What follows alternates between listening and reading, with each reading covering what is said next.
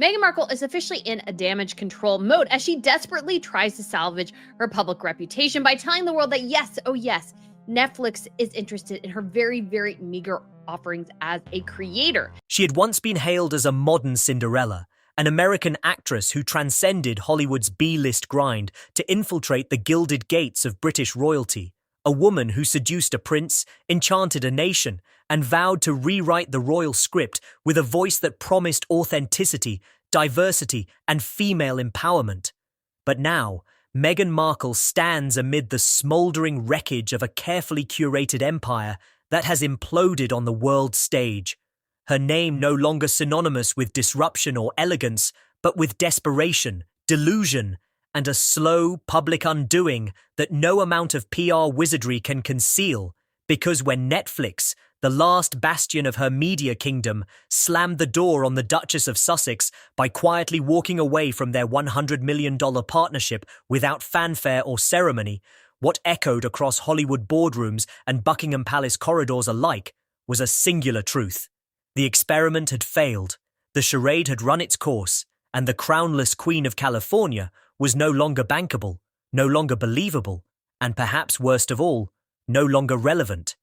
And if the royal institution had once underestimated Meghan's ambition, it now appeared that she had fatally overestimated her own. An overreach that was evident not just in her dead-on-arrival podcast, the hollow lifestyle brand American Riviera Orchard, and the scrapped adaptation of Carly Fortune's Meet Me at the Lake, but in the deafening silence of Hollywood's elite who once clamoured for her presence but now refused to return her calls. Because after years of courting controversy and selling trauma like it was luxury soap, the Sussexes were finally facing the sobering consequence of celebrity without substance, influence without infrastructure, and branding without believability, with Meghan's every move now reeking not of reinvention but damage control, as insiders revealed that Netflix executives had grown weary of the Duchess's shifting priorities, the delays, the diva-like demands, and her refusal to deliver content that moved the needle, that stirred public emotion, that did anything other than echo the well-worn tale of royal rejection and marital martyrdom. And though her defenders once cried misogyny and racism at every critique, it became increasingly difficult to ignore the inconsistencies, the contradictions, and the calculated plays for sympathy that now felt formulaic and manipulative, from the tearless confessions to Oprah, to the Spotify podcast archetypes that fizzled after one season amid reports that Meghan had hired ghostwriters, ignored production timelines, and failed to connect with listeners on anything more than a superficial level, all while Harry, her once fiery co-conspirator in rebellion, quietly drifted back toward the very family they had so publicly scorched, engaging in hush-hush peace talks with King Charles and whispering regrets behind palace gates about what might have been had they chosen dignity over drama, humility over headlines. And so, the woman who had once stood on the precipice of global icon status,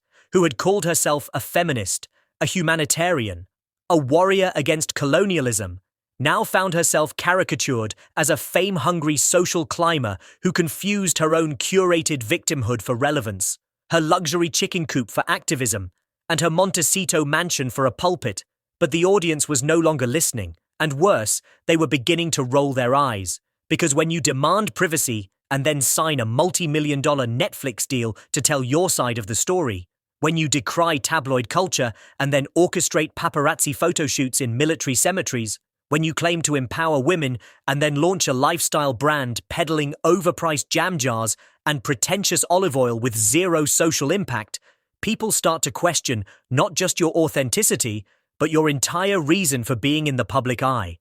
And that was Meghan's greatest miscalculation. She believed the fascination with her was unconditional, that the press she commanded would never run out of ink, that the world would forever see her as the wronged duchess rather than a well-connected opportunist, and yet the moment her projects began to flop, the narrative turned viciously against her, revealing the fragility of a fame built on grievance and the impossibility of sustaining sympathy when you keep monetizing your pain.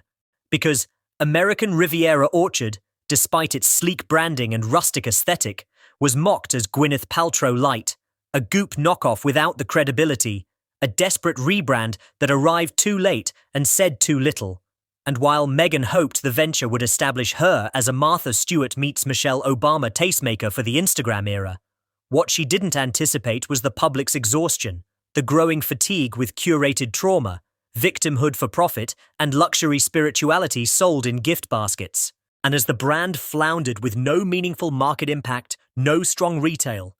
and though Meghan still clutches the image of herself as a misunderstood visionary, a disruptor unfairly maligned by jealous institutions and a media machine thirsty for controversy, the truth is harsher, colder, and far more isolating, because the world is no longer interested in her truth, not out of malice, but exhaustion, the kind of fatigue that sets in when a narrative is pushed too often, too forcefully, and with too little evolution. And now the Markle machine, once so slick and relentless, feels outdated, glitching in plain view as it recycles press releases and aesthetic reels that reek of desperation, not vision. Because while Meghan insists she's moving forward, launching new products, connecting with women, and celebrating resilience, what the world sees is a woman circling the same plot, packaging pain for profit, and positioning herself in an eternal state of comeback that never actually comes. And beneath the PR sheen,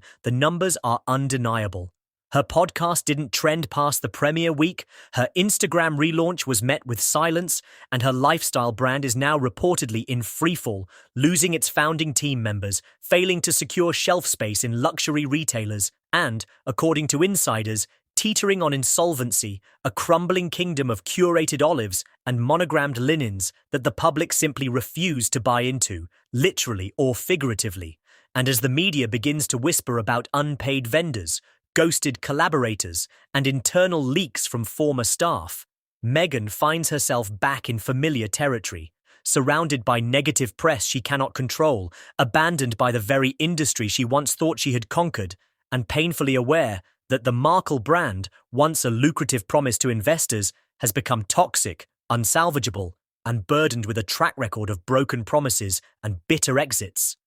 And while she continues to stage glossy appearances at charity events or literary summits, dressed in beige tones and soft smiles, the public has learned to read the subtext, to recognize the performative ease masking the cracks beneath.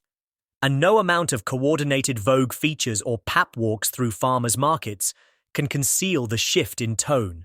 The reverence is gone, replaced not with outrage, but with pity. And for someone like Meghan, pity is the worst outcome of all, because it signals not attack, but defeat, a quiet acknowledgement that the empire she tried to build on wounded royalty and sun-drenched feminism has no staying power in a world that has moved on to newer icons, more consistent storytellers, and public figures who don't need to constantly remind us of their struggle to stay relevant. And it's in this silence that Harry's absence becomes even louder, because while Meghan performs strength, resilience, and rebirth on camera, Harry is nowhere to be found beside her, no longer the doting partner in joint interviews, no longer the protective figure behind her Netflix documentaries, and royal insiders say it's no accident. They whisper of parallel paths, emotional distance, and a return to basics for Harry.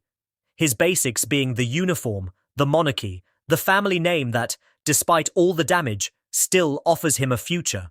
Whereas Meghan, who discarded the institution entirely, now finds herself without a platform, without a partner fully present, and without the sympathetic audience she once counted on to fuel her next venture. And this shift is especially brutal, given how carefully she once controlled her narrative, crafting herself as the woke duchess, the feminist wife, the new Diana with better branding. But now, even the tabloids that once salivated over her moves find it hard to muster interest because there's only so many ways you can repackage loss before it becomes boring, and boredom is the most damning verdict in the fame economy. And while Meghan reportedly shops her own biopic, yes, a scripted film dramatizing her royal experience,